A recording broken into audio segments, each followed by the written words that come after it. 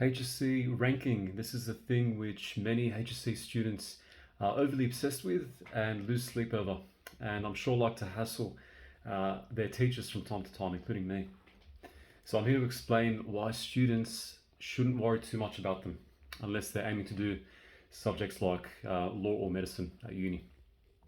So the HSC nowadays is measured in terms of your ATAR.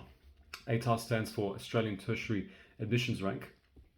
It's basically a rank. It's not it's a number. It's not a mark or percentage. It's your relative position to every other HSC student in the state, and it's a number between 0 and 99.95, and it tells you your position, as I mentioned.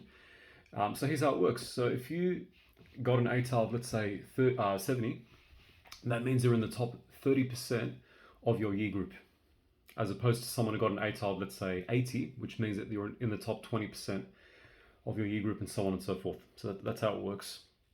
It's basically a way for universities. That's where the word tertiary comes in. It's a way for universities to select the appropriate students who are most capable of doing a course, let's say medicine. And medicine typically requires something in the vicinity of an ATAR of 99.95, extremely high. And this means that you have to nail every single subject that you do for your HSC. And also, a particular course's ATAR cutoff tells you how competitive it is. Okay, so as I mentioned, medicine is 99.95. It's got potentially the highest ATAR amongst all universities across the state of New South Wales. So it's highly competitive, and many people want to get into it, as opposed to, let's say, humanities, which could be in the 60s, for example. So let me now get into why students should be working together as a team rather than every man for himself, and having this highly competitive and often toxic, which I really despise, really toxic, it's all about me sort of mentality for the HSC, and it's not, absolutely not. So imagine a group of students sitting for the HSC physics exam. The maximum mark you can get for the HSC physics exam is 100. And I'll give you two scenarios to explain why ranking doesn't matter as much as the collective cohort effort. So first scenario, I'm going to call it the toxic competition and high stakes scenario. So in this scenario, students are highly competitive.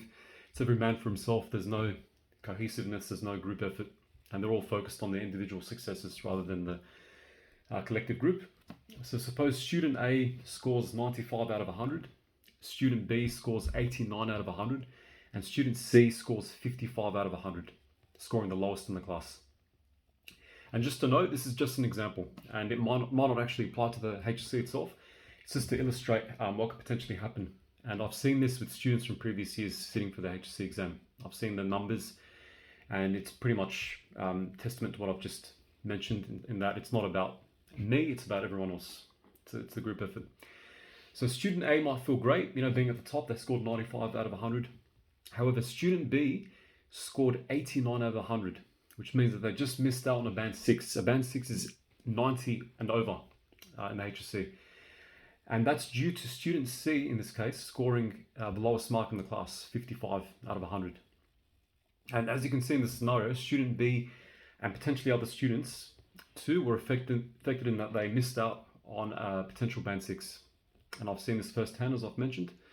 When a HSC teacher sees students scoring 88 or 89 out of 100 for their subject, that rings alarm bells, okay? And they're modified, okay? In other words, their processed HSC mark with scaling taken into account means that most likely they'll drag down, okay? As we say by other students, they'll drag down, okay? Ranking, scaling has affected them. And that's scenario one. Scenario two, what I like to call the collective effort scenario. And in this scenario, students, let's say, all work together and they all supported each other, understanding that their success is tied to the group's overall performance. Let's suppose student A scores 95 out of 100, student B scores 92 out of 100, and student C scores 85 out of 100. Now, in this scenario, you can see, and let's say that these are the modified HSC marks, okay, this with scaling taken into account, that no one was dragged down, okay, there were no 88s or 89s, let's say.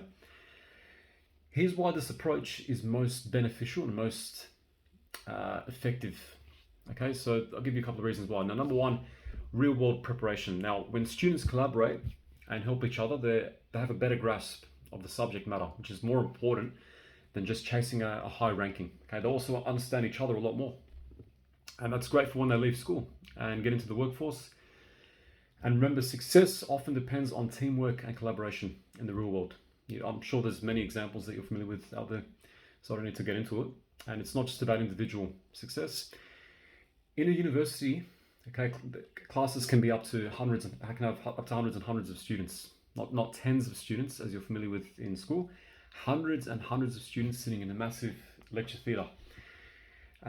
So being number one is extremely rare. So good luck trying to compete with everyone else trying to become first, getting that first place. There's going to be hundreds you could be competing against.